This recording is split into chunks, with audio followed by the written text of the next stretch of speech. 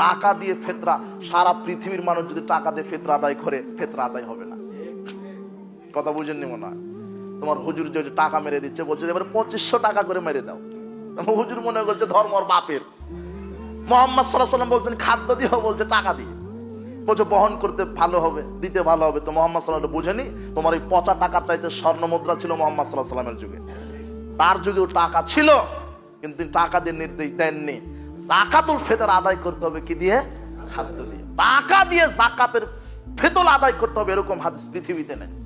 দুই একটা যদিও তোমার হুজুর দেখাবে, তার সনদই নেই। কথা বুঝেননি মনে হয়? এজন্য সাবধান। একসা খাদ্য, সৌদির সাথে মনে হচ্ছে 3 কেজির মতো হবে, 3 কেজি, একসা সমান 3 কেজি দেন, 2.5 কেজির উপরে 3 কেজি। আর যাকাতুল ফিতর আদায় করব কেন?